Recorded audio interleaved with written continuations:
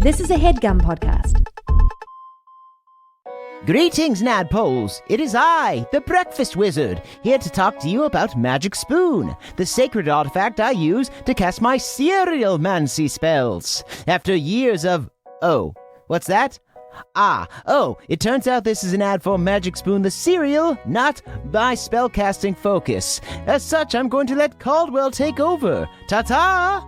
Hey gang, Caldwell here. Sorry about that.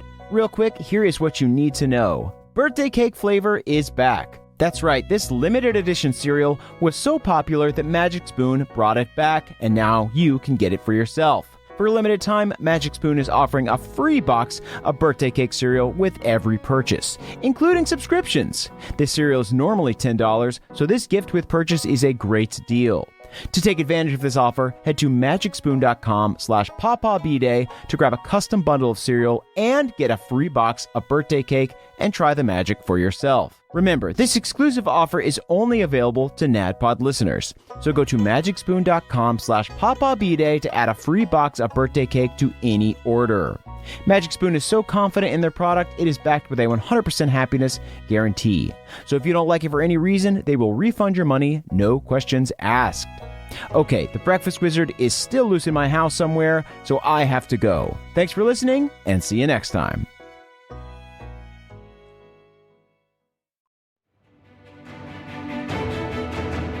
Welcome to the campaign after the campaign. This is not another D&D podcast. Welcome back to Bohemia, everyone. Bohemia. I'm your Dungeon Master, Brian Murphy, joined by Jake Hurwitz. Hard one, Shorefoot. Emily Axford. Moonshine Sabin, mother of monsters and designated druid. Ooh. There we go. God damn it. We went a whole episode. I know. I thought of it because we literally played last night, and I thought of it this morning. I'm like, motherfucker, I didn't say that. Yeah, that's absolutely like a regretful shower thought. I know.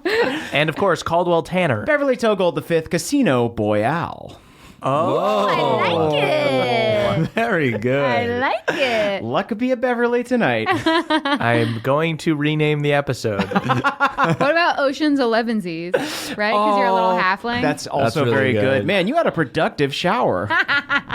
Sweet, guys. Let's do a little recap. So last week, you guys followed the river Styx down to the next layer of hell and entered Lust. The landscape changed from a fiery war zone to tranquil rolling hills, but it was only the illusion of safety. Hard One found himself charmed by a devil who tricked him into knocking moonshine into the river Styx before jumping in himself. As a result, they were cursed, and both of their intelligences were lowered to 1. Bev and Balnor were then approached by the archdevil Fierna, ruler of Lust. She explained that undamned souls, such as yourselves, were extremely valuable, explaining that you were like gold coins in a vault of copper. Fierna demonstrated the analogy literally, breaking your mortal soul coins into 100 smaller ones. After Beverly nearly lost all of his to Fierna, he and Balnor were able to convince her to take 75 from each of you. After Moonshine and Hard One were healed, you divvied up the remaining coins, with Balnor, Bev, and Hard One retaining only half of their humanity. You continued down the river Styx. There, you found a casino that offered passage to the next layer, provided you had enough soul coins. You dominated the various games of chance, eventually winning. The sword dominated. Right. The flying sword was really the MVP. We were all just witnesses to their greatness. Although, Is this going to be called, is that episode going to be called The Sword Dancer? yeah, sure. I honestly think the highlight of the gambling was Beverly offering to let a dude throw a knife at him. That would have turned some heads in a casino. Yeah. I mean, it's like going to a carnival game where somebody throws darts and says, I bet you can't hit me instead.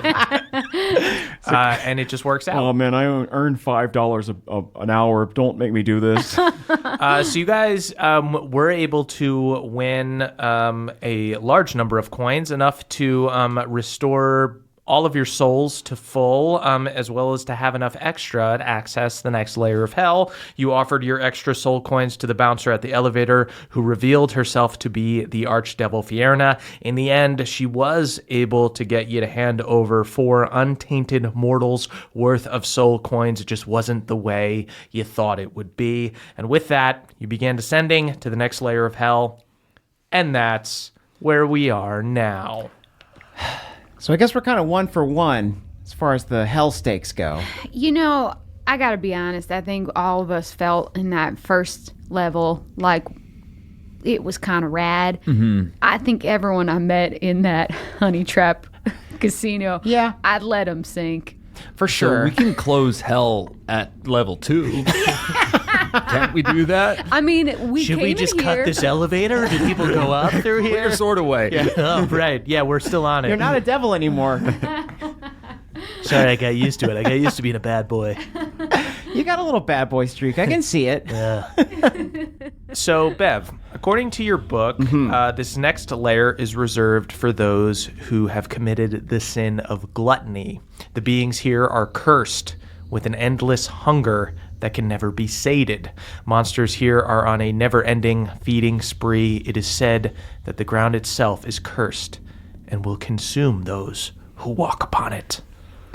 Okay, so everybody put on these booties I've got for you. These are usually reserved for when you're painting a house. If you could just slide these over your shoes, they should protect us. If we wore some Tupperware on our feet, they couldn't get to Tupperware us. would work great too. Papa already has little Tupperwares. He was already wearing a Tupperware hat. Do you guys have these in my size? What are you, like What, a 7.5? Yeah. 20, I'm a 22. Tony has a half. I don't know, man. You see Balnor starts holding his feet up next to yours. They're not that much bigger than mine. The booties are elastic if you just want to wear the booties. I guess I could wear one on my big toe. Yeah, you know, I actually got a caboodle. I got what? 2 caboodles. Hardwin, are you That'll asking for a probably fit. magnum booty? I'd like a magnum booty. I got a kitten caboodle for you. What is a caboodle?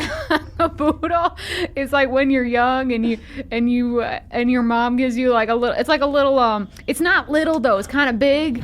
And you can keep toys and make Oh, up yeah. It's like what you put your caboodle. Legos in. It almost looks like a bait box. Yeah. Okay. I know what you're talking about. I know what you're talking about too. Yeah, it's for your Legos. And they have that in a size 22. Yeah, they're kind of bigger than Tupperware. Beverly definitely had a caboodle as a kid. No question. It's where you had your beads. For your jewelry making badge. Absolutely. Yeah. This upper layer is for my decorative floss. As you guys talk about caboodles and decorative floss, you descend into the next layer of hell. You descend down this elevator shaft. It all feels very manual. You hear the clanking of chains. The shaft is cramped, but there is a bit of light. There is a glowing red sphere attached to the elevator, giving everything around you a crimson hue. I want to cast like detect magic to be like, is this all an illusion? Is this like the illusion of some sort of like metallic elevator shaft that's like, or is it just actually that? You cast detect magic. There is magic around you. The sphere giving off light is magical. This does not appear to be an illusion. So you guys are going down the shaft, and eventually it opens up into an extremely large cave. You guys have now been riding down for a while. Besides the red sphere, there is no other light, just dark abyss below you and dark walls to the sides with stones that almost look like scales. As you guys descend, go ahead and give me perception checks. 13. 13 for me as well, and Pawpaw got a 12. I don't know what he adds to perception. 17. We can say, Moonshine, that he just gives you advantage. So if he rolled Okay. a 12... Okay, so I got 21. Oh my goodness. Pawpaw sniffs the air, and he starts to look concerned. Meow. What's wrong, boy? Meow. He scampers over to the side. Tupperware too tight? Meow. He starts moving in the Tupperware. Then he looks relieved for a second, and then once again he sniffs the air and looks concerned. Meow. You hear the clanking of Tupperware against the elevator as he looks over the edge and starts looking a little panicked. Meow. Meow. Meow. Moonshine, you look over the edge and you see about 200 feet below you, a rising tide of bile, bubbling acid we're that gonna get sizzles digested. and pops. You see like debris from the cave wall hits it and it starts like popping. And you see emerging from this acid below are these sickly, skeletally thin, nude creatures with blood-stained teeth and matted, mangy hair who begin skittering up the walls. And as like Papa sniffs the air, he starts like gesturing to the walls, and you notice that they are moving slightly, like contracting. Oh, we're in Okay. throat. Everyone go ahead and roll initiative. Oh. All right. 23. 14. 7. Okay, hard one, you are first. You see about 200 feet below you is this acid that is rising. You see the cave walls are about 30 feet from you in this elevator shaft. You're in this elevator shaft in the middle of this thing's body, whatever it is. It's about 30 feet to get to the monster's skin, and you see so far 2 of these skittering nude monsters coming out of the acid, and it looks like it's rising. That is your turn. I am going to bravely hold a reaction, Okay, so you hold your turn. That is, but I do it bravely. you do it extremely bravely. That is the first 2 monsters' turn. They are going to start skittering up the wall. They get up 60 feet. Oh, they fast. They are now 140 feet away. Yeah, it's just unnatural, like exorcist style climbing up the wall. We're so hungry. Let's have a little bite. okay. Let's have a little bite. Let's have a little bite. Is there like a door that leads somewhere else because we're in this enclosed area? No. That is Bev's turn. Cool. First and foremost, I tossed down some Ritz bits for them. They furiously gobble up the Ritz bits, and you see they've got like skin hanging off of them and everything. You see it just falls down from their rib cage. More. Do you want full Give size? me more Ritz bits. You I want more. full-size Ritz? I don't want bits. I just want Ritz. Okay, I tossed down full-size Ritz. Start chomping down the Ritz. More. More Ritz. I'll take a Ritz, too. I'm feeling a bit I need peckish. No. I don't want to see Don't him be eat tempted. it. I don't want to see him eat it. What's the matter? Here, put a cloth over your head. I take out a wimple. I'm going to go ahead and cast Aura of Purity on Sweet. everyone. Let me read this description. Until the spell ends, the aura moves with you, centered on you. Each non-hostile creature in the aura, including you, can't become diseased, has resistance to poison, and has advantage on saving throws against effects that cause any of the following: blinded, charmed, deafened, frightened, paralyzed, poisoned, and stunned. You see this anti-bile, I guess maybe like a nice lotion. Or like I want to eat the fucking lotion. Give me your lotion. It's a Tums, right? Oh, yeah. Oh, holy shit, yes. A bubble of Pepto-Bismol. Aura of antacid? Yeah, engulfs us all.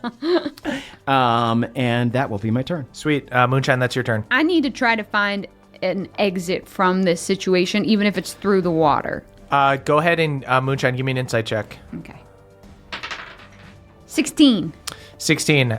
This elevator traveled for a while. You can deduce that you are probably in the next layer of hell. The way out would be to get through this monster. So we need to get shit out. Or we could make a new butthole. No, we have to cut out the sides. Yep. Oh! Operation Second Butthole. Fuck it. I guess if I think that what we need to do is just pierce our way out of this skin, then I think I'm going to just jump to a wall, attack, and then Misty step back to the platform. Sweet. You can Nice. absolutely do that. Okay. Yeah, you can. I'll say yeah, because you can, even if you can't do a full long jump to make it 30 feet horizontally, you can certainly, if you're down to fall, you can angle yourself that way. So you fall, bring your sword out, go ahead and make an attack. Okay. I'm going to use Pawpaw for some help. He jumps off with you. Tupperware falls into the acid below.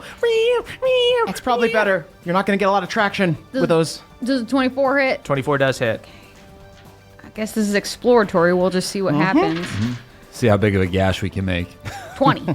20 damage. And then I'm also gonna, I'm not in fungal form, but I will also spores it for 9 to see what it, I mean, poison, no one Yeah. wants to ingest it poison. takes the damage. It starts eating away Yes! the innards. Finally! My poison poison works in hell. Okay, so Moonshine, I'll say when you jumped down, there was a bit of an arc to it. So I'll say that you probably fell about 25 feet as you jumped.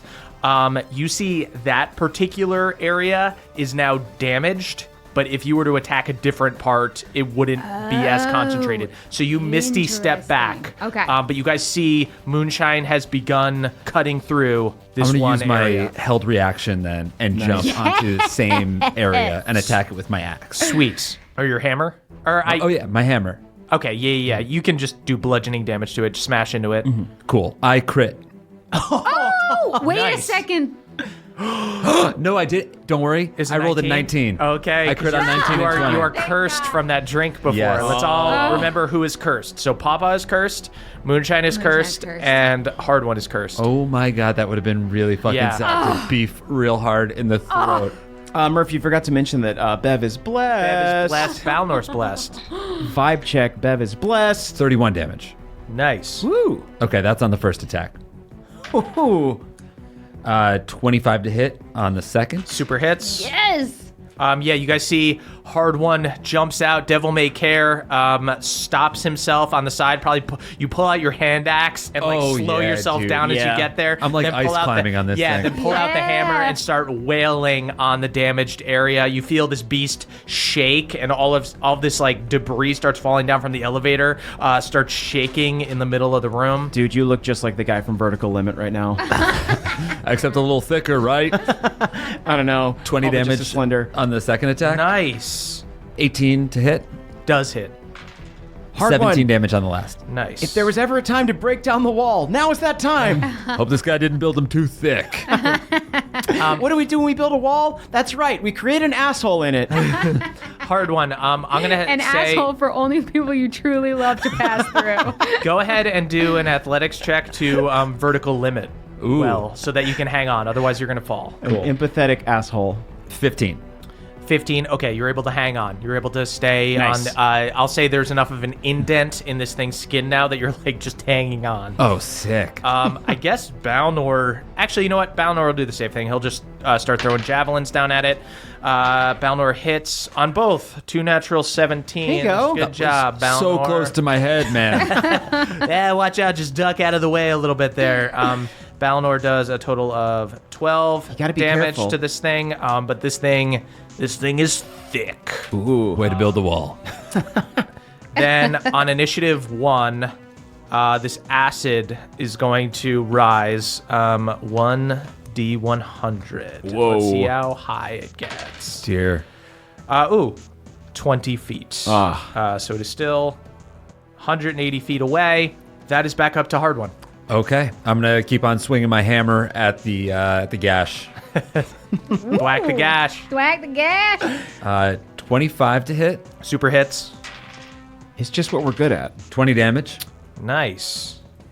Shout out to the 2 crew on my second attack. Misses you. You're smashing into it. You hit like a thick scale. It's like digging into the earth and you just hit a rock. This one feels like an ingrown hair. Then a 20 to hit, not nat. Don't take it away from me. That hits. Oh, that's actually a clot. 17 damage. Nice. You are messing this thing up. You are making a lot of headway, Hard One. Then you know what? Why don't I use my action surge and just hammer all the live long day? Yeah. Yes, sir. Ooh, you are mining. 16. 16 does not hit. Damn it. Too thick. Dug deeper in hell than any dwarf before. That seems accurate. 28 to hit. 28 does hit, yeah. 17 damage. 17 damage. You get a little bit further, Hard One, but this thing is thick as hell. And then a 27 to hit. That hits. Yeah, Hard One. You're seeing all these like disgusting tendons inside. It's fucked up and weird. God, you don't take care of your skin. Gargle some mouthwash, dude. 16 damage on the last one. 16 damage on the last one. This thing's messed up, but still going. My God. All right, that is the monster's turn. They are going to actually. We should have You never. guys see 3 more of these monsters Oh, dear. emerge White from blood cells. the acid, and you hear a familiar voice. You see this bigger skeleton go, "I just need a little taste, man." Oh, Jesus. Excuse? Could that possibly be Bastion. Oh no! What? Oh my God, Bastion! So fucking hungry, man. Give me some of it. Wait. How did Bastion get down here? Gluttony? Yeah, remember he hoarded all those Yeah, treasures? he had all that stuff. Bastion, good to see you. Let's just let me have a little bite of you. I just thought he was a a- little nipple. I thought he was a pack rat. Just a little nipple. Let me get a little bite of you. Really? Why know did you what? give him a taste for A crackers? little bite. These guys climb up another 60 feet, getting closer to hard one. That is Bev's turn. Cool. I'm going to Misty Step and try and stab a javelin into the side and then start swinging at these monsters to provide cover for hard one. Okay, Great. sweet. So the ones that are skittering up the wall. Yeah, just the ones that are getting closest to him. Cool. Yeah, there's 2 of them that are the closest and 3 of them that are in the acid, like rising with it. Yeah, I'm gonna focus on those 2 if I can. Sweet. Great. You jump down, stick a javelin in the wall. Go ahead and give me an athletics check, actually. Sure. Ooh, 19. 19, you're good. You Gotta be the stab. squats. Oh, actually 23. Yeah. Yeah, super good. All right. You totally vertical limit it. Hell yeah. I saw that movie in theaters when I was in 7th grade. Jesus, Bev, look at those forearms. Yeah, I've been doing upper squats too. Is there a name for that? Curls. Okay, that sounds better. I'll call them that from now on. Cool. Can I take some attacks? Yeah. Awesome. Does a 21 hit? 21 does hit. Woo, alrighty. And now are these beings susceptible to extra radiant damage? Yes, there's super evil. Fantastic. Just give me more Ritz bits. Give me more Ritz. Full size Ritz. Super size Ritz. I'll give you something to bite on. I want a big Ritz. That's 21 damage on my first hit. Nice. I don't know if I should. How hurt is it looking? Not hurt. All right, cool. I'll smite on this next one if I can. Sweet. Can I use my True Strike, or do I need to declare that beforehand? You need to declare it All beforehand. right, does a 17 hit? 17 does hit. Oh, wonderful. They're Great. just a bunch of nude monsters. Cool. Oh yeah, they're naked. They're fully naked. All right, so I'll go ahead and do a 3rd level smite. Wow. 37 damage. Nice. Oh yeah. How's it looking? Still pretty good. Wait, so the same one is still standing? Yeah. Wow. Jesus Christ, these nude things are beefy. All right, well, I'm going in to their go own ahead. sinewy way. As a free action, I would like to toss it a Lunchable. Just eats it whole, doesn't even pop the Capri Sun. What are just you eats doing, the whole Beverly? Capri Sun. Pop it. I would have eaten that. Give me more. I want another Lunchable. I need a never pizza sated. Lunchable. That was a ham one. Give me a pizza saving one. the pizza one I for want a hard fucking one. pizza one, man. Don't Give me you dare this throw the one. pizza Give one. me this pizza one. Beverly, don't listen Give to me this this pizza fucking one. imp. He wants it really bad. So do I. I wanted more. I promise I wanted more. I want it more, man. Give it to me. Give me. Do you even Give have- me. I'm the greatest fucking warrior in the world. Give it to Bastion. Give me a fucking pizza Lunchable, Give it to man. Bastion, Beverly. That's all I have. Do you even have a microwave? No. Are you just gonna eat it I just cold? want it cold. That's how Oh, you eat a come on. pizza Lunchable, man. Oh, that's so You gross. throw into the acid, man. not even gonna melt I the live in the cheese. fucking acid, man. Give me a pizza Lunchable. I toss him one of the pizzas, but not all of them. Just devours it. It goes right through his rib cage. No. Moonshine, that's your turn. I think I'm just gonna go after the esophagus. Yeah, maul the wall. Yeah, Maul I think the I wall? am going to. Yeah, because even if these guys come after, I have a way to get us out. Okay. Papa's gonna give me the help. I think I'm gonna like jump to Bev's javelin. oh. Oh, and Bev is stand on down that. in a different area fighting guys Oh. way lower. Okay. Do you want to go to a hard one? Yeah, I guess I'm gonna do the same thing where I. You can stand on my shoulders. Yeah, Okay, okay. go ahead and do an athletics check. DC 15. And don't roll a 20. I got a 1 because I got a 20. Wow. Oh my god. Am I allowed to use a luck point to No. give it to Moonshine? You guys see Moonshine jumps, tries to stick Rosaline into the side of the monster, misses, hits a scale, bounces off, and falls back into the rising acid. That was only my movement though. I still can do an action, right? Yep, but first you're going to take some acid Okay. damage as you fall. You take 21 damage as soon as you touch this bile. Jesus, Moonshine. Is that poison damage? No, acid. Cool. Cool. So Moonshine, you are now down 180 feet. Oof. you can continue your turn.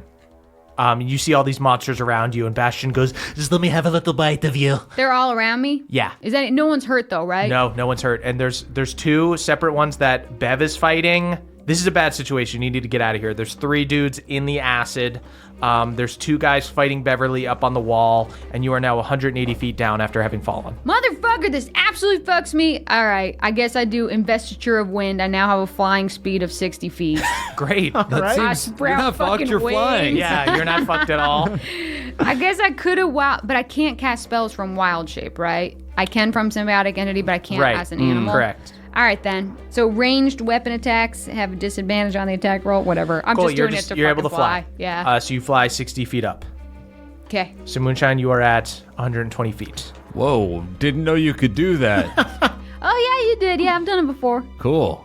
Good Yeah. to see it again. But at least I got rid of my fucking curse. That's There true. you go. What Get a it out. one Oh, to yeah. have it happen on. I was really hoping it would be like a diplomacy check or a You know, charisma check. Like I always say, when in doubt, just fly, I guess. That is Balnor's turn. Balnor's going to throw some javelins. Balnor misses on the first one, almost hits hard one, nicks his butt. Okay. I know miss- it's a big target. but Misses come on the second one. Sorry, man. He's a real bad dad now. That is the end of the round, so the acid is going to rise. Oof. It goes up 90 feet. Yeesh. Which means it Engulfing catches me. up to Moonshine. Moonshine, you take 24 acid damage. Hard one, that is your turn. Okay, I think I just have to keep on mauling the wall. Sweet. I'm just going to try to get through. Wall the wall. Maul that wall. 18 to hit, 18 hits, 13 damage. 13 damage. Get further through. Does a 16 hit? Does not. I'm going to use a luck point. Okay. Yeah. 27 to hit, Hits. 18 damage. Nice. You're starting to get pretty deep in there. Okay, try it one more time. Let's go. Fuck me. That's only a 3. I'm going to use... All right, I'm going to use my final luck point. Okay. I rolled a nat 1. Yikes. Does that one become a 20? Nope. You are not blessed, sir. No, I'm cursed. Okay. It would seem. That is the monsters' turns. At the beginning of the turn, another 4 of these monsters Oh boy. emerge from the acid. There are so many now. 6 of them are going to take cracks and Moonshine in the acid. Hard one. I have a spell that will save us. You just need to fucking make an anus in this fucking dude's esophagus. You also, you guys see... No, I don't have one anymore. guys see- It was a 6th level spell. The acid is going to reach the hole at some point, and you guys are going to have to either just eat acid damage or start a new one at a Okay. certain point if you guys don't damage this. I actually me. don't have a spell to save us. Okay, so I shouldn't make an anus. Well, you should make Dude, an yeah. anus, but I don't have one to get us safe passage. So there are a total of 12 attacks, and there are 5 hits. 72 damage to you, No. Moonshine. I'm down. Moonshine goes unconscious in the acid. You Oh. see she begins to sink and sizzle. And then the 2 that are up on the wall with Bev are going to go after Bev. Who knew that fucking potion would kill me? There are 2 hits God on damn it. Bev You shouldn't have cooked that dice so good. for a total of 36 damage. Okay. That is your turn, Bev. I'm going to jump down to Moonshine, and I guess try and like land on her body so that I don't get acid on myself. You Surfing kind of have to, Moonshine. unless you use a spell, you have to take damage. I'll say if you want to touch her in Misty Step, I will allow that if you want to do that. But you're going to need to use a spell. Yeah, I want to touch her in Misty Step. Okay, sweet. You jump down as soon as you touch her, you lay hands, and you Misty Step. Great. Yeah, how much? I'll give you, you know what? I'll give you a full 60. Yeah, baby! Sweet. Great. Moonshine pops back up to 60, and Bev, you get 30 feet back up. Great. Okay, that is Moonshine's turn. Okay, would you say there's water and bile? Yeah. I would like to cast Control Water and do Redirect Flow. Oh, shit. That's awesome. Okay. So I think what I'm going to do is I'm going to point like diagonally upwards in the direction away from Nice. away from where the hole that we're working on is. Okay. Awesome. Yeah, so you want the acid all like swish up to the side? Yeah. Sweet. Clashes up on the side of this giant beast and begins rising up the wall. Okay. What do? You start falling. I'll just shove my Rosaline in the wall and try Okay, and go ahead catch and give me myself. an athletics check. 25. 25. Yeah, Moonshine, you successfully... Wait, 27. Yeah, you successfully stab into the wall. Acid all moves to the one side.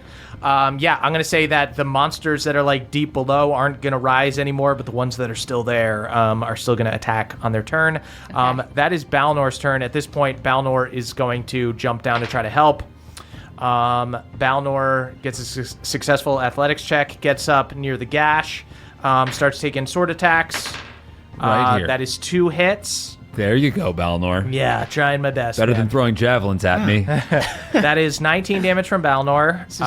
You guys are getting pretty deep in there. That is back around to the acid. Gross. Gross. Acid is up on the side now. That is Hard One's turn. Okay. It'll do that for 300 feet, and then it would probably then start Yeah, to for the flow rest of back the encounter, downwards or essentially, it's on the something? side. Yeah. Yeah. Maul the wall. 18 to hit. 18 hits. 20 damage. You break through all these tendons. You are very deep in there now. Fuck yeah. There you go. Nat 1. Secure the fissure. 26 to hit. That hits. 17 damage. Hard One, you burst through Yes! this beast. You create a hole. Yes! See, on the outside, there is all of this hail. There's this terrible storm out there. We might want to stay in the throat. Hard One, do you want to use your movement or anything? What do you want to do? Can I poke my head out? Yeah. All right, cool. I want to stick my head out of the anus. You stick your head out. You see that, this new anus, you see that you guys are inside this gargantuan worm in the middle of this huge storm, and the ground is so far below you, you can't see it at this moment, but there is a lot of fog and wind. Does it look like the purple worm from before? No, way Okay. bigger. Whoa. Tight. That is the monsters' turns. I'm going to say that with all of the acid moving around and everything, they're all going to do dex saves to see if they can, like, kind of stay on target and jump towards you guys. They'll do, like, athletics checks to jump onto the wall. Yeah. Slashy acid. Just try. So you guys see only 4 of them make it. A bunch of them fall into the depths below, but Bastion stabs into the wall next to you guys. Just let me have another pizza. Another pizza. There's only Beverly. 3. They only give you Where is 3. it? Give me him a second one. one. Give me a second He's gonna one. eat us. right now. I was man. saving the pepperonis. Bastion misses you twice, Bev. Next guy is going to go after you. Hits once for 18 damage. Next 2 go after you, Moonshine, and there are 2 hits in there. That is a total of 36 damage. That is Bev's turn. Cool. Then I'll Misty Step one more time Sweet. to get up to the hole. You're up there. And then I will go ahead and toss down a rope. Sweet. Ooh, that's nice. Yep. And I'll go ahead and just like slam a javelin into the side to secure the rope. Can I go ahead and use an action as well, maybe? Yeah. I want to use command on Bastion. Okay. So he will need to make a wisdom saving throw. That is a 10. He fails. Oh shoot, what do I have him do? Dive. You got it, boss. You see, he just jumps off into the abyss. I want another fucking pizza, man. Throw him a pepperoni. There's a pepperoni at the bottom. There's a pepperoni at the bottom of the worm. I don't fucking see it down there, dude. You gotta swim deeper. I don't see it. It's even deeper, deeper, deeper. I don't see it. There's a whole Pizza Hut down there. Oh, this is the weirdest episode He's just of Magic gone School so Bus. far. Moonshine, that's your turn. Okay, I'm just gonna wild shape into a hawk Okay. and just fly. You fly. You're able to get right up to the hole. Flap, flap, claw. Yes. Okay. As the hawk Sweet. flies. Do you want to fly out or anything, or where do you want to go? Yeah, I want to fly out, get a view of what's going on. Sweet. Moonshine, as you fly out into this storm, go ahead and give me a dexterity saving throw. And I'm going to say we're going to have to use hawk stats for that. It's gonna be +3 to Dex. Nice. Okay, go ahead and make a dex save. Nat 20, bitch. Oh, And it doesn't get cursed. And it doesn't get Okay, cursed. An yeah. uncursed 20. You stay flying. So I'm looking for ground. Do I I- see ground anywhere? What's the terrain like? You do not see any ground. Are you gonna fly down? Like, there's all this mist and everything and fog. It's this horrible hailstorm. I'm gonna say you don't really have any movement left, so you just get out into the open air. And I don't fall. That is Balnor's turn. Balnor is gonna look out through the hole and kind of hold his turn, see what everybody else is doing. End of the round, that is the acid. Acid is up on the side. It's not gonna do anything. That is Hard One's turn. can I crawl through the hole? Yeah, I'm going to crawl through the hole and cliffhanger style hang one-handed out on the other side. cool. See what's Gucci. As you hang out, go ahead and give me a dex save. I cannot believe how many nat ones I've rolled this episode. Wow, It turns into a 5. Hard One, as you climb out of this thing, you feel it writhe and it violently thrashes and you are flung off Hop up. into the storm. there you go. The monster's turn. They are just going to use their turn to skitter up. Bev, you see them following you up by the hole. Bev, that's your turn. Okay, so I'm at the base of the hole. I'm Yeah. at the hole. Yeah. I'm at the hole. I'm the last one through, I think, right? Balnor's with me? Balnor's with you. He'll follow you. Okay, so Balnor and I definitely go through the hole. Did we see Hard One? Did I see Hard One You fall? saw Hard One get blown off into he's gone. Okay. I'll be fine. I love you, but I don't believe you. You know what I'm gonna do? How big is the hole? You have to like crawl through it. You guys probably don't have to crawl through it. It's like 3.5 feet high, I'd say. 3.5 feet. Balnor, Yeah. as soon as we get through the hole, block it with the bag. What? So that the monster... But then we'd have to take the bag at some point. Well, while we're trying to figure out our next move, I'm saying, like, plug the hole up so that the monsters can't get through. All right. Constipate the monster. You see. Actually, no, yeah, just do it. Put the bag's mouth over the hole so the monsters just fall in. They'll rob the bag.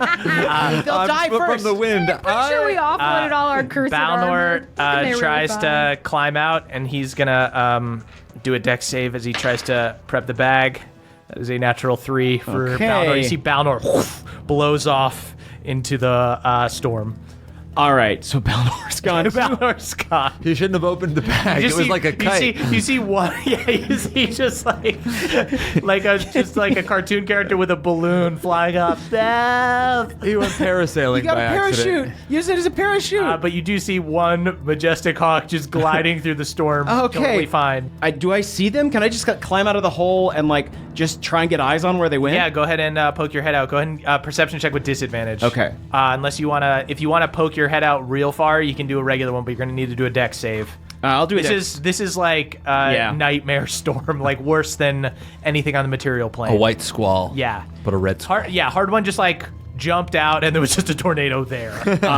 Yeah, my friends are gone. It's time for some worm riding, Paul Atreides style. I'm doing a dex save. Okay. My dex is 0. But I had +4, so 13. Bev, you are blown off into the Cool. storm. Moonshine, what are you doing? You're the only one who kind of has control of their own fate here. Okay, I would like to.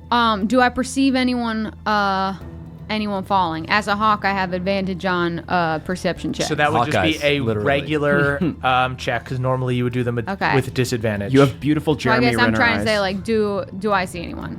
Go ahead and do a perception check. 16. You do not see Hard One. You see Balnor and Bev blowing off in separate directions. Jesus. Okay, I want to swoop down, see if I can see anything below. What do I see below? Moonshine, you pierce through a fog. You see rain and hail so heavy as it hits the ground that this like muddy landscape below looks like a brown ocean. Just looks like thick mud like molasses. This is some fuckery, but can we say that I cast Featherfall on me and Balnor as we were flying out? It's a reaction. Yeah.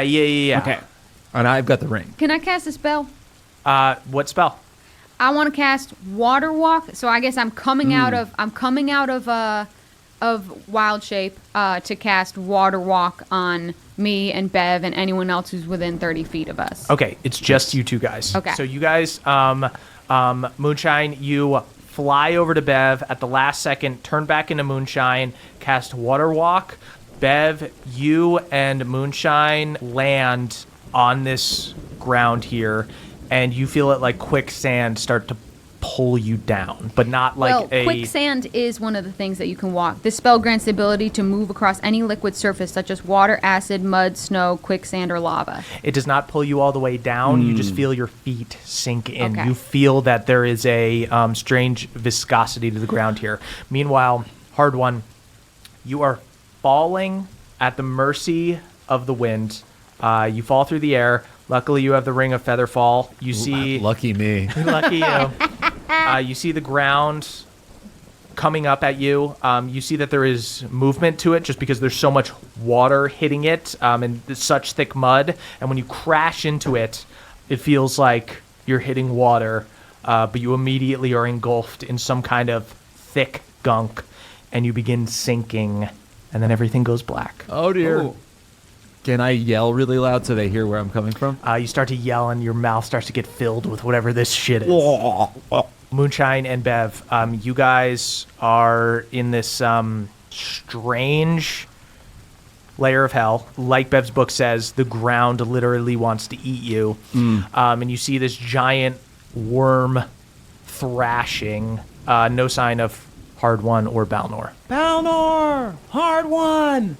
I ignite my sword and kind of wave it around just to try and get something going. You do it for a beat. You don't get any response. Oh, shoot. Well, I guess we just start walking, right? We got to try and find him. Or do we just let this shit eat us? Yeah, I want to, like, drop something that isn't me, that isn't enchanted with a spell into it and see what happens. Yeah, let's drop a rope in. Yeah, let's put a stone on a rope. You drop a rope in, and you see that this thick mud beneath you begins consuming it. Okay. I would like to locate object on the Queen's Hammer. What's the range? 1,000 feet. Hard One is sinking to a lower layer of hell. Maybe we just have to sink. We just drop? Did I waste all these fucking spells because we're supposed to fucking sink? Motherfucker. Sometimes you got to break a few eggs to make a enchanted chicken. All right. I guess let's do it. Yep. Yeah, I guess you drop the spell and we I drop sink. the spell and we sink. Okay. Probably feels pretty good. I take my shoes off. Bev, a mud bath. you touch it, and it is kind of like a mud bath. It's like playing in some wet sand. Silty. Yeah, you really get dip your toesies in there. I do pull out 2 cucumbers from my health-conscious Lunchable, and I put them over my eyes. Ooh, can I take some of that? Absolutely, yeah. I deserve a break. It's cucumbers, carrots, and some beet hummus. Ooh. Yeah, it's bright red. Spoil me. So for you guys, everything goes black because you have cucumbers on your eyes. But Hard One, yeah, you feel whatever this material is consumes you. And as you guys all sink, you hear a voice in your heads go, You're the ones who killed my son, my beautiful boy. Galad's mom. What? No, I hate Galad. Oh, okay. I'm ill-said. Context clues, everyone. I play along. Nice to meet you, Miss Roselle. I'm not. Again, I'm not Mrs. Roselle. I killed your boy and I do it again. No, Galad Roselle I'm sucks. talking about Akarat. By the way, how long did it take you guys to get eaten by the mud? I did it right away. I guess some of us solved the puzzle All right, everyone quicker than others. Abusing the Yeah, chat. I burned 2 spells. to Everyone's do it, abusing the so- chat. All right, look. I'm sorry, Miss Roselle. No, my name is Ilset. Mrs.? Ilset. Ms. Roselle, I think it's the most correct. Oh, that's a context clue right there. Whoa. Perhaps you'll recognize me by my other title, Corrupter of Beverly Togold IV, Killer of Maribel the Terrible. Yeah, how's that? All right. You really changed the tone in this chat. That's right. You know what? I honestly don't feel cheeky anymore, so I'm going to drop the facade. Nobody feels cheeky anymore. Where are you at? Why are you going to be hiding I'm from deep, us? deep, and now listen. Another thing you killed is the mood. All right. Again, everyone stop abusing the chat. Hey, man, if you can't take the reactions, get out the chat. Hard One sends a gif, a really funny one. Listen, It's Michael Scott from the Moonshine goes back and forth between the exclamation marks and the thumbs up. okay, I wanted to be able to talk to you all at once, but I will do private chats with everyone if this is how we're going to behave. DM me, I'm not afraid. Okay. Look, this isn't your fight, okay? You're doing Theala's dirty work. You think you're working towards your own goals, but what's in it for you, really? I can send you back to the material plane. You feel the ground begin to pull you back up. Ilse, that is so interesting, because the fact that you would even bargain with us makes me think you're a pretty easy kill. Yeah, man, you gotta be shook if you're trying to get us out of here. This is really abusing the chat. If you're asking what's in it for us, you don't know us at all. We just do this for the pleasure of making things a little better. And we don't mind getting dirty. Yeah, not to alert you, but we made the first level of hell pretty cute and fun. Yeah. It's basically a theme park. Yes. I will admit you made it a little bit more hospitable. Look, I think, how about this? Why don't you just fucking fight us? Let's just do this. Let's meet on, I don't know, poetry or whatever the next level of hell is. Poetry? You think I have an entire level of hell dedicated to I poetry? figure there might be like a sub-level, Yeah. like an addendum. Yes, that's next to lust. That's if you use, poems to try to have sex with people. Right, I guess if your poems were really problematic, maybe, yeah. Yeah. Yes, that's Reading does suck. I just, yeah. Well, I mean, you're not putting on the bravest face right now. Oh, okay. If there's one thing I know about adventurers like you, it's that you draw your strength from each other. Those first 3 layers were nothing compared to what you're about to experience. I will bring new meaning to the phrase, your own personal hell. End chat. Miss Rosella's left the chat. Did you guys see that? Yeah, I put in a picture of Glad dressed up to look. Couldn't hack it, This is what you get. As you guys felt him offering to kind of bring you guys back to the material plane, and you guys refused, you guys suddenly feel yourselves getting sucked down, like very quickly, and each of you is pulled through this thick liquid, and each of you is spit out of a portal of thick purple black substance. Hey everybody, it's Emily here to talk to you about Aura Frames. Mother's Day is coming up and some of us are looking for a way to shower the maternal figures in our life with love. Well, look no further. Aura Frames are the digital picture frames that bring all your photos and videos together in one gorgeous, high-resolution display. They're super easy to set up. They save you from the struggle of printing and framing your favorite photos, but most importantly, they help you stay connected with family that live far away.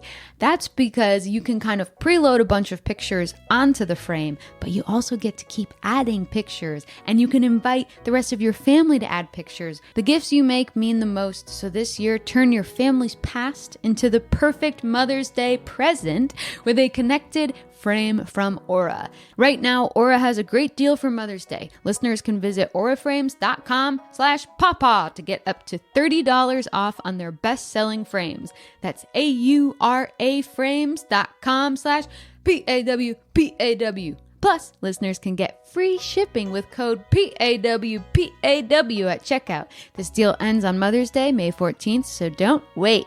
Terms and conditions apply. Goodbye, sweeties. Hey there, Nadpoles. This episode is brought to you by Rocket Money. Do you know how much your subscriptions really cost, folks? Well, most Americans think they spend around $80 a month on subscriptions, but the actual total is closer to around $200. Holy hell. If you don't know exactly how much you're spending every month, then you need Rocket Money. Rocket Money is a personal finance app that finds and cancels your unwanted subscriptions, monitors your spending, and helps you lower your bills all in one place. Over 80% of people have subscriptions that they forgot about, and chances are you're one of them. Like that Stars app just to watch that one show, or that free gaming trial you never actually used. Well, Rocket Money will quickly and easily find your subscriptions for you, and for any you don't want to pay for anymore, just hit cancel and Rocket Money will cancel it for you. It's that easy. Rocket Money also helps you manage all your finances in one place and automatically categorizes your expenses so you can easily track your budget in real time and also get alerted if anything looks a little funky. Over 3 million people have used Rocket Money, saving the average person up to $720 a year. Wow.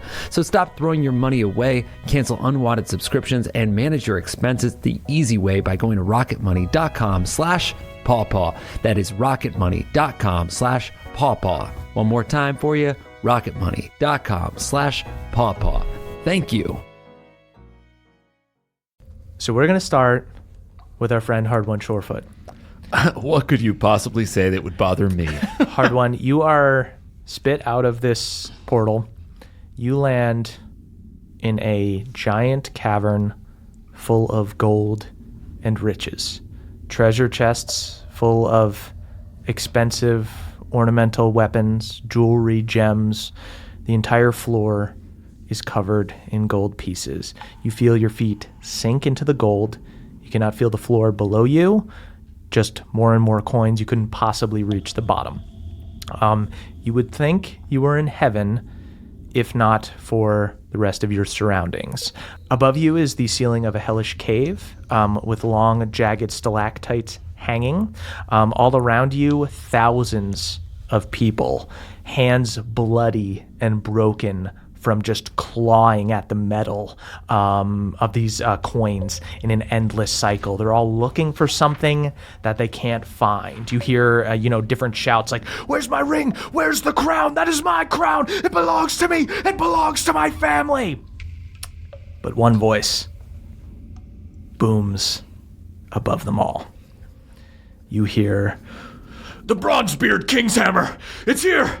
I know it is. After all these years, we thought it lost. But this is my destiny. It is my destiny to find it here." Hard One, you see that Wilhelm Bronzebeard has taken the form of a hellish flame dragon. He has become on the outside what he always was. On the inside, a covetous monster. Mm-hmm. He furiously shovels through the gold, making no progress. And you there are so many people here, he does not immediately see that you have arrived. And everybody is in the zone right now, trying to find whatever it is that was missing from their life that they sold their souls for. And Hard One, you see Coldane comes out of your Queen's Hammer. Hey, man. And he goes, "He is not wrong. The Bronzebeard King's Hammer is here.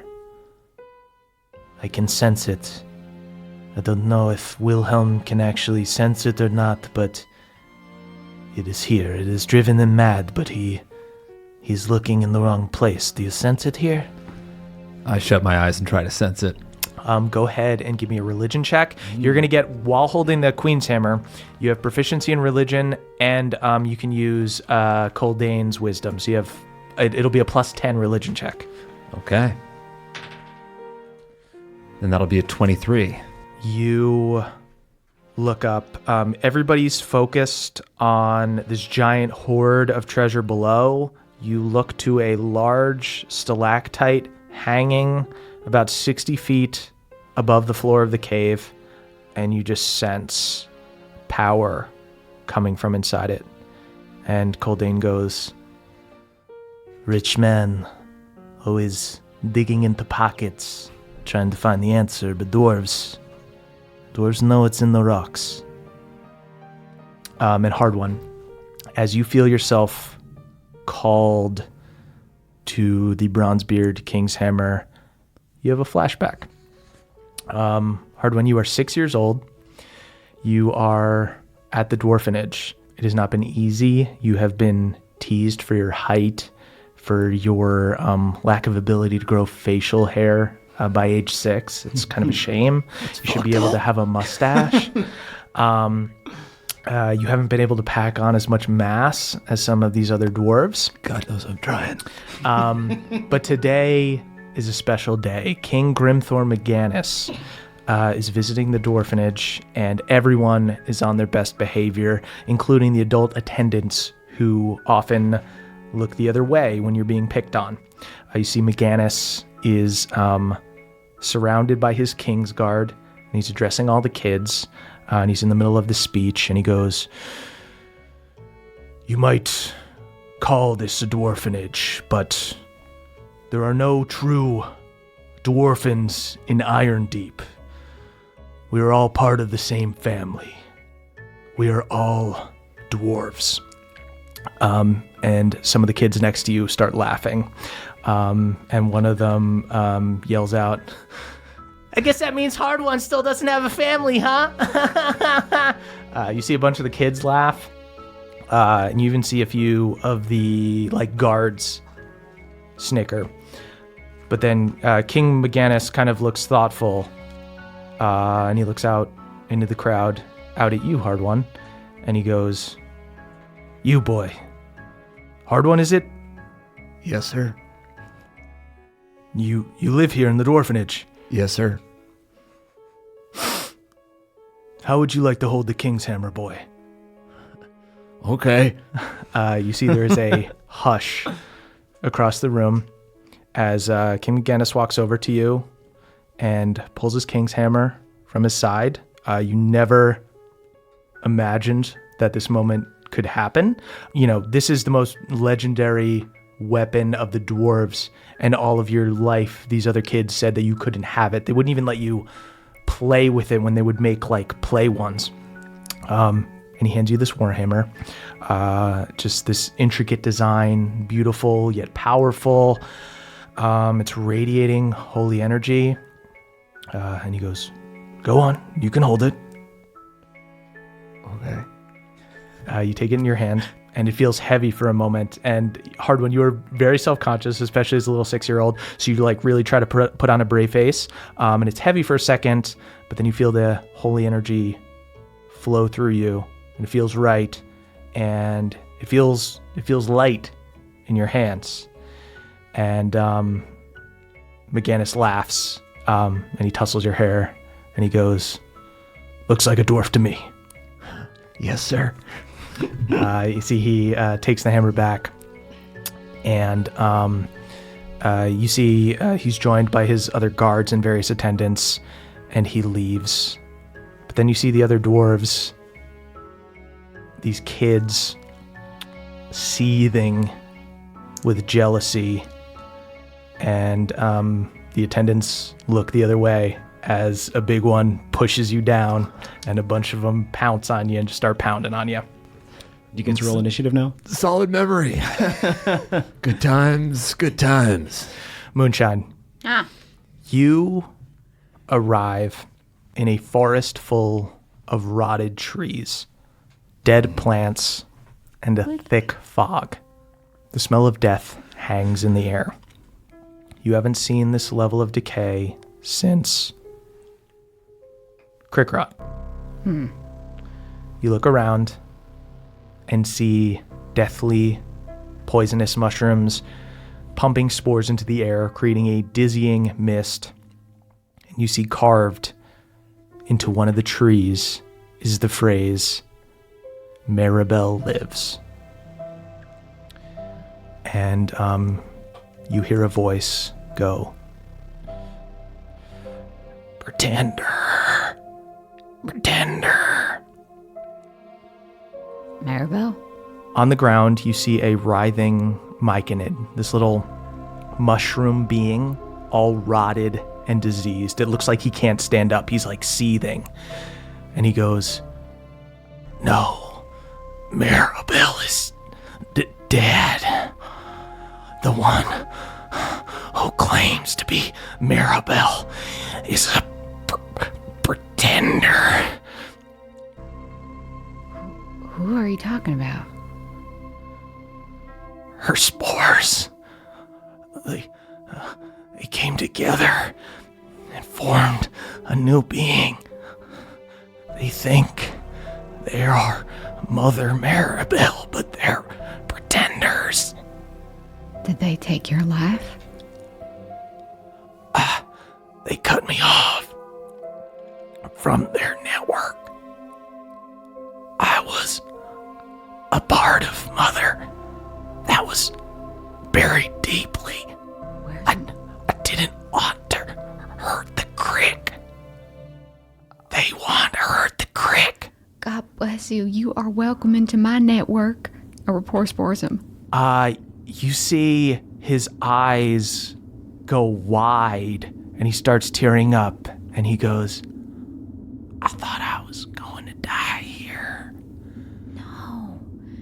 No. We're gonna get revenge here. And then rise up like a phoenix from the mushrooms. Like a phoenix from the mushroom. Yeah. Where's Mother Maribel now? Mother Maribel Are they in hell? is or gone. Are they on the material plane? The pretender is here. You see, lifts a hand up that's like this like rooted kind of like mycelium looking thing, like a fungal plant. Yeah. Wraps it around your hand. I can join your network. I shouldn't trust anything in hell, but I can't turn away a little mushroom with no network. Join my network. Moonshine, you have a flashback. You are transported back to a few years ago.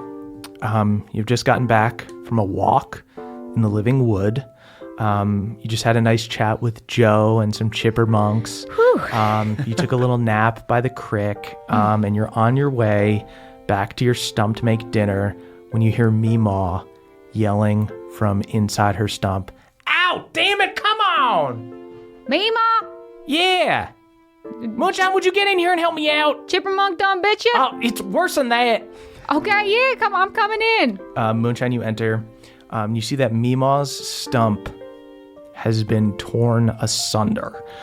There's food spilled everywhere, bite marks and scratch marks all over her altar to Melora.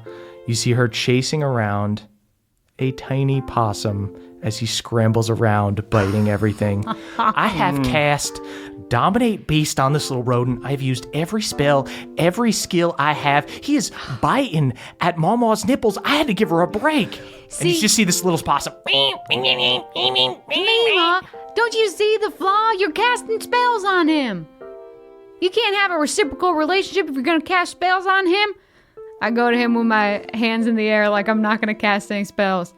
Hey, little fella, I was about to go make some gumbo. You got an empty belly? Heard you got cut off. You see this little possum looks up at you with his little pink nose. No spells, no funny business, just gumbo. Meow. I might cast a spell or two on the gumbo, but only to make it more savory.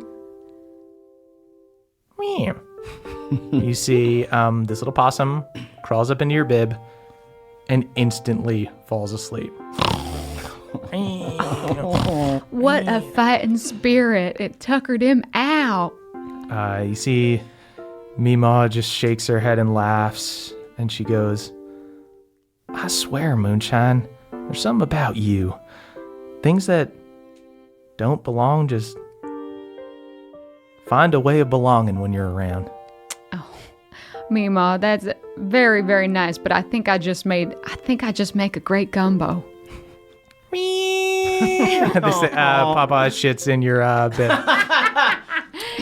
Moonshine, back in hell, you see this monster closes its eyes and begins devolving into a mycelium of fungus that joins your fungal form. and you feel yourself automatically turn into your fungal form, and it is now a more monstrous one, like Maribel in the flashbacks. Tentacles? Do I have tentacles? Yeah, you have these like pseudopods that stick out. Ooh, buddy, I hope me taking pity on you was the right move. In Moonshine, as you take all of this in, as this being joins you, you have this moment of bliss. You feel more powerful. And then suddenly you feel a ping of panic. And you turn around and you see that Pawpaw has been consumed by the ground, by this like fungal network below him. I dive in. Disappears into the ground as you jump forward to catch him. Now we'll cut over to Beverly. Oh, Whew. You're a monster. fungus can't eat plot armor, right? Oh, it's the one thing that can. Beverly, Wow, I'm at the beach. you have been transported to a city of fire. At first, you can't focus at all. You can't get your bearings. It's just chaos of fire and destruction all around you until you gather yourself and you realize that these are all churches, holy places dedicated to various good deities burning in perpetual flame. Who would do this? And nearby, you see a few of these strange nude gray figures, no face, no sex organs, but they have torn angels' wings coming out of their shoulder blades, and they're trying to fly, but they can't. You just see they keep jumping over and over again, trying to fly, but they can't. And you see one of them runs over and just starts like grabbing you by the shoulders and shaking you. It's okay, it's okay. Here, I get a towel out and I'm gonna wrap it around them like a loincloth. You look cold. Go ahead and give me a persuasion check. It's going to be a 25. 25. Wow. You see this thing starts to calm down, and there's some holy energy as you comfort this being. What's wrong? Does it have a mouth or a face? It's just blank? It doesn't have a mouth. You see it gestures. It moves with its head and nods towards a burning church of Pelor. No. And inside the windows, silhouetted against the flame, is another one of these strange beings, and it is having its wings ripped from its back. And you see in the window the figure who is performing this atrocity. You see your father staring back at you with this expressionless look, a look that you have only seen once before. It's a matter of time. We flash back to Galateron. This was 3 years ago. It's a few days after your 13th birthday. In the history of Galateron, before the boy king became the king, there was a vizier who ruled in the interim, but it was discovered that he had poisoned the old king and plotted against the royal family. He was ousted by Theala and the other legendary heroes, and he was sentenced to death. And he was also the first person you ever saw die, and your father is the one who killed him. You've just turned 13. You have the dubious honor of being the only green teen at this execution. Your father said it was your duty and that you were old enough. You stand with a line of green knights. The youngest person there with you, the second youngest person, is Egwene, who's standing next to you. You're both looking up at this stage. The king is there, the boy king, being a brat, as he always was. The high priest, Merrick Highhill, is reading the vizier his last rites, and your father is standing there with his sword drawn, looking stoic. Your father kind of, that sort of Ned Stark sensibility of like, I'm the captain of the guard. If we're going to sentence somebody to death, it is my duty to do it. So he's asked for you to be here. You see that there is a crowd of onlookers who are rowdy, but the soldiers are solemn. And Egwene takes a puff of her cigarette and she goes, have you ever seen somebody die, Beverly? No, of course not. I mean, I've heard about people that have died. I've had relatives that die, but I haven't seen them die. But if I'm going to watch anyone die, I'm glad that it's my father upholding his duty, and that's, it's really cool that he wanted me to be here. It's an honor. You can just admit that it sucks, dude. It's fine. Are you kidding me? This is the law of the land. This is the way that it's got to be, right? You see she nods. She takes a drag of her cigarette. And a few years ago, you and Egwene had not had any kind of like real conversation. So this is pretty significant. She's usually like pretty mean to you, but this is a pretty serious situation.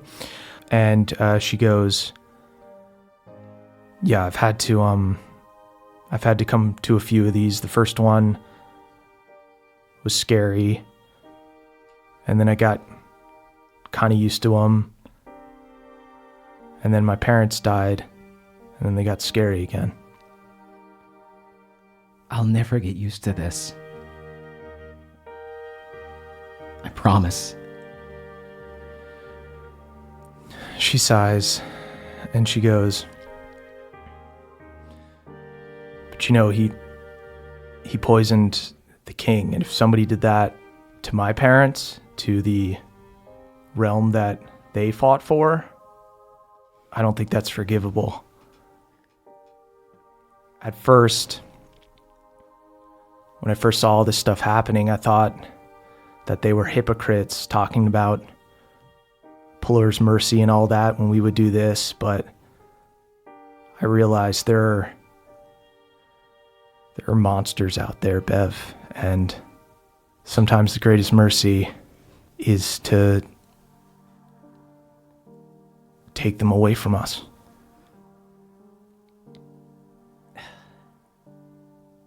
You're so cool.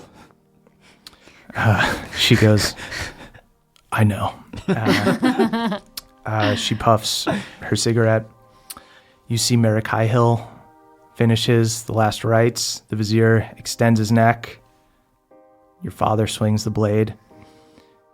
And Egwene puts her hand on your shoulder and she goes, don't look away.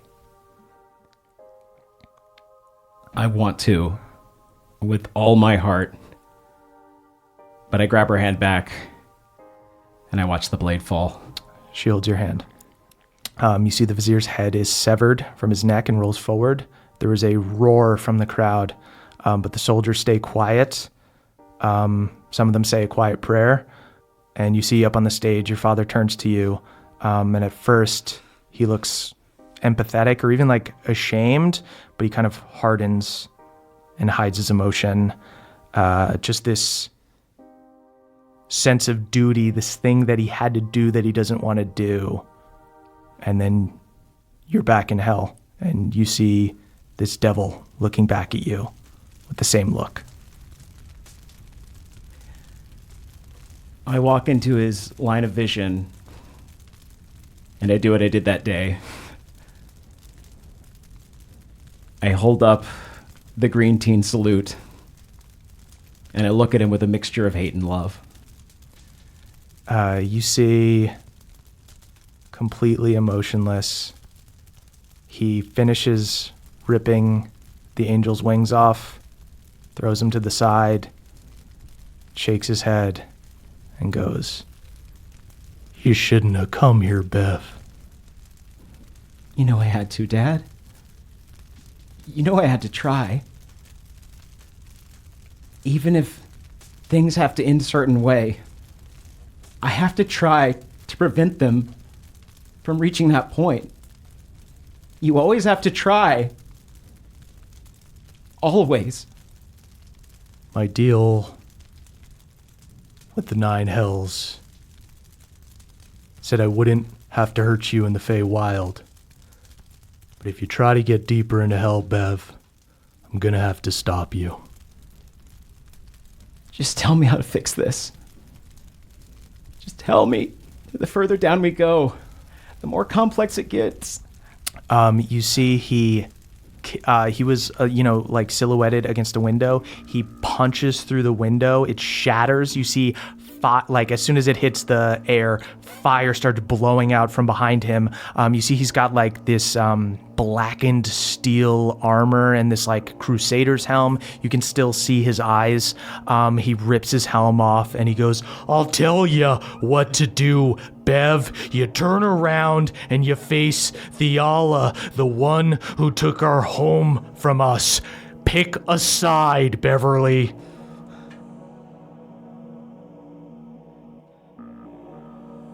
Yes, sir. He holds his hand out to you. I start walking.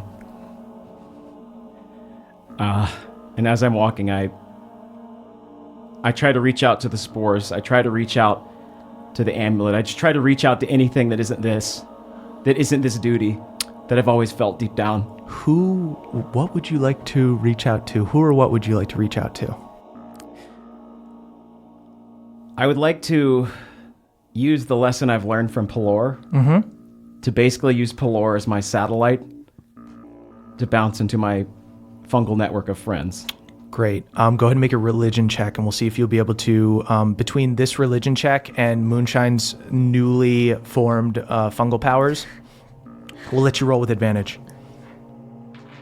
Oh boy. 17. Moonshine, you feel Beverly in this moment. It's faint. It's far away. I'll say with a 17, you can't get to Hard One or Balnor, but you have a faint connection to Moonshine. I don't want to go. I don't want to go, but I have to. It's my duty. I have to do this. Okay, youngin', I want you to know I will love you whatever you choose to do. But here's my 2 cents. A child has a duty to his father, but a hero has a duty to the world.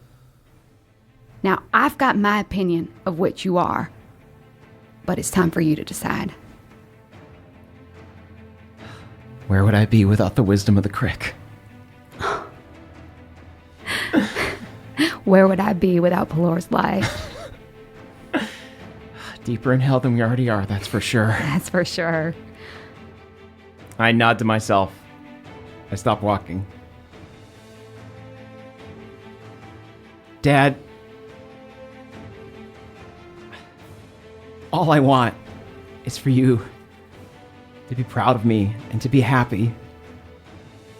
That's why throughout this whole journey, all I've done is just basically collect people that I thought were as cool as you. But I can't go any further. If I join you, then my friend's fate is uncertain, and I have to stand with them because they're the hammer that forges the light of Pelor into the sword that I wield. And without them, I'm lost. Even more lost than you. I'm sorry. I'm sorry too, Bev. You see, he draws his sword. Same sword he used that day. And that's where we'll end our session. Good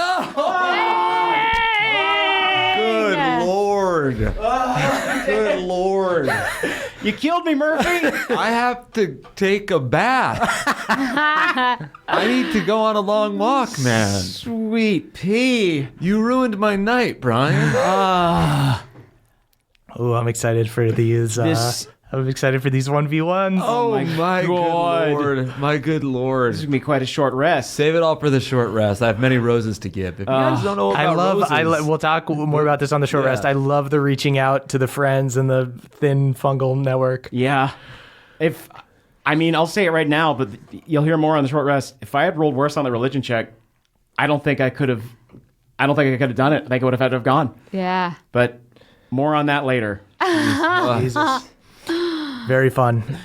Cool, guys. Yeah, very fun. I love it. Guys, patreon.com/nadpod. That's NATTPOD. Don't sing yet. Not going to be No an one's issue. going to sing anyway. My God. Papa's gone. Actually, Hard One's in the best position. Yeah. I kind of just got my butt kicked by like 6-year-olds. Right. I'm fine. Yeah, you're good. That's happened before. It'll happen again. We got some things to plug, guys. On Fridays on Pop TV, you can watch me and Emily's sketch show, Hot Date. Hell yeah. It's on at 10 and 10:30. You can also download the Pop Now app to check out all 10 episodes. Caldwell, what do you got?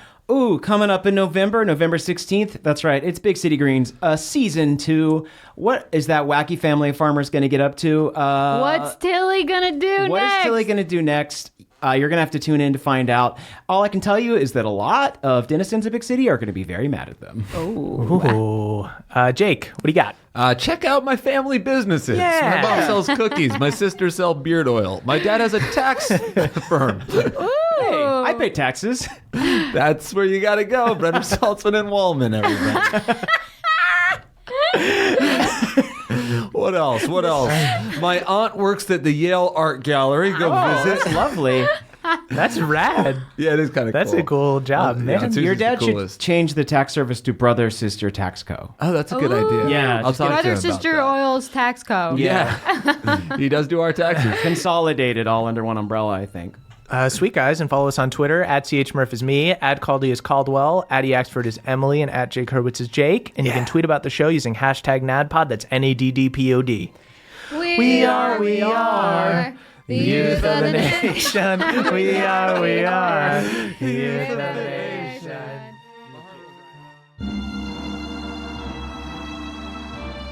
It's the end of the show, everybody, and that means I need to shout out our benevolent council of elders, starting with Brad D, Dylan B, Danny P, Steelbreaker, and Spencer Caskbrew, a crew of Scullywug pirates who have fully reformed and now spend their days summoning teenage krakens to high school where they belong. Beardman Dan, Hermes W, Spartus, Adam R, Danielle the Dastardly Dame, a group of orcs that Professor Duddle also experimented on. Unlike Stunkbug, Duddle taught these orcs to be dorks, and now they're all making 6 figures coding speaking stones in the cushy inner bubbles of Esri.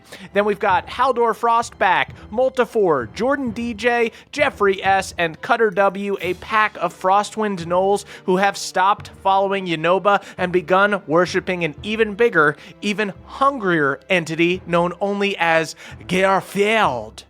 Schubert the Mushroom, Elena C., mixologist Michael McD., and Andrew M., 4 of the angels whose wings were ripped off by Beverly's dad. Now they can wear normal shirts and sit in booths at restaurants. Thanks, Beverly Sr., super smart and generous idea.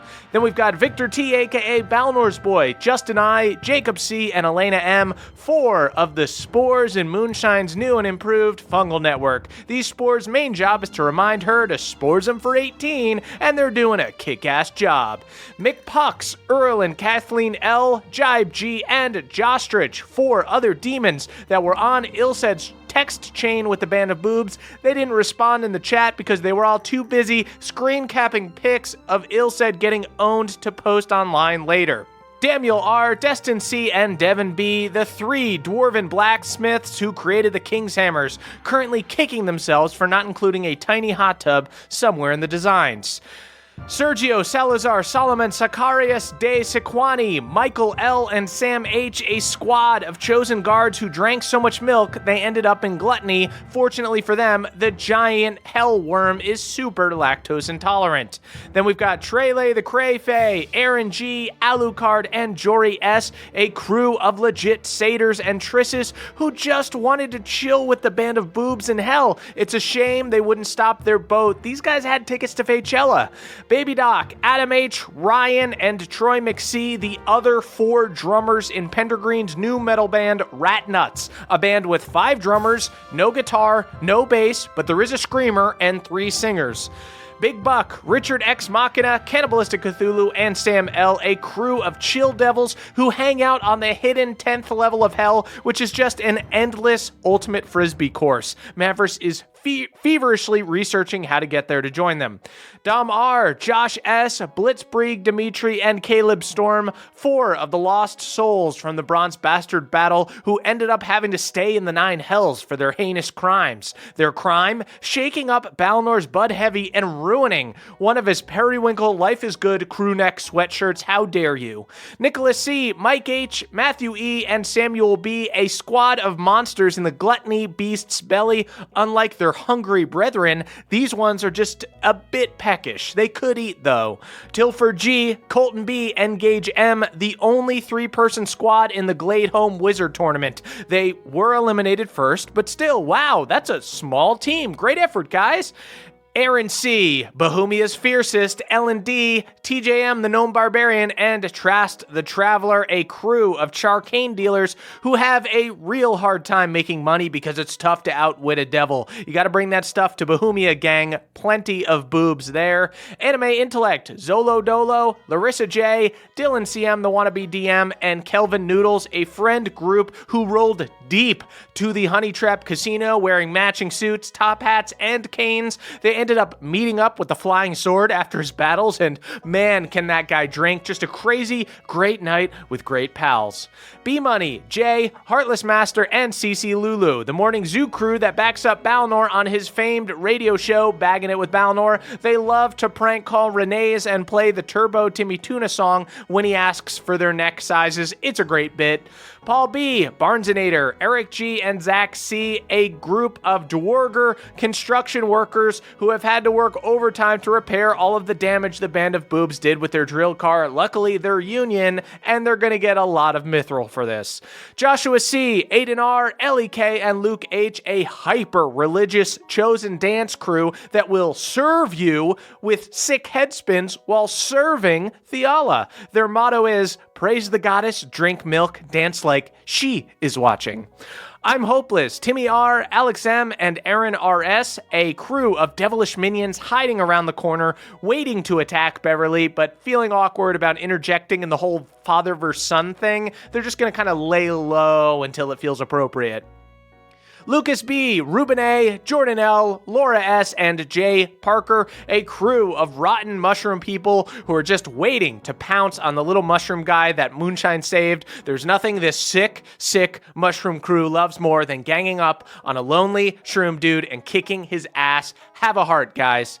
Austin C., Austin MR, Just a Pissed Off Triss, aka Touch It, and Kaylee Elise. Each one of these people is trapped in the greed level of the 9 hells for eating their roommates' leftovers. They search an endless fridge for Troy's leftover General So's, but alas, they've already eaten it, and they'll never eat again. Devin W., Shanoa B., Jared E., and Persephone, a monster truck crew that fought in the Battle of the Bronze Bastard. Though their exploits happened off mic, know that they did run over a Minotaur with their spiked wheels, then backflipped and landed on top of Josh's car before exploding and flying off into the river Styx. So sick. Reese, NS, Balin the Bard, Jackie, Haley, Eric, and Andrea B., a crew of Ramsassins, if you will, who were hired by Ryan to get revenge on Hard One. As Hard One descends the layers of hell, a small crew of goats plod behind him, waiting to show him the true meaning of hell. Stephen C., Diane W., Maxwell C., Mike K., and Michael M., a group of bullywugs wearing bullywug skin costumes. Redundant? Yes. Grotesque? Of course. But damn are they convincing. This group fully passes as regular old nude bullywugs. Omri M., Calum L., Charo Arcadius, Scott D., and Nothar, the Prodigy Ranger, a crew of chaste goatmen. Blood doesn't make them horny. In fact, it makes them queasy. The only thing they're horny for is scholarly pursuits like reading, writing, and arithmetic. Did somebody say math? Now that is a hoot. Shane B., The Pinch, Dan, Richard C., and Karen T., Nana Kindleaf's Knitting Circle. This rowdy group is known to turn out a full friggin' quilt in an afternoon. All they need is a pot of tea and a handful of Werthers. Josnak, Curtis S., Michael C., BJL, Nikki W., and Andrew B., lifeguards at the Glade Home Congressional Water Park. They have one of the hardest jobs in the realm since Crick Youngin seemingly openly wished to die by drowning. Thankfully, they are paid a 6-figure salary in brown leaves. Christopher B., Pete C., Barris and Ken of the Wizard's Tower, Jonathan the Arcadian Gamesmith, and Nicholas P., Hard One's horde of rams. That's right, Hard One is starting a small farm, and these lucky rams can look forward to a long life of full bellies and warm nights in their barn, sleeping alongside friend of fur, Hard One Shorefoot. I wonder who wrote that one. Robert F., Sharon G., Kevin M., Jake L., and finally, Doobie Ashtray, the rest of the Euro Satyrs crew. You thought there were only 3? No way. This is a wrecking crew, and they are hitting the streets of Ibiza tonight. For tonight, my friends, is Forever Night. Thank you guys so much for listening. Thank you to all of our listeners and all of our Patreon subscribers and our whole Council of Elders. You can head on over to our Patreon, patreon.com/nadpod, to listen to our after show, The Short Rest. We'll catch you guys next week. That was a HeadGum podcast.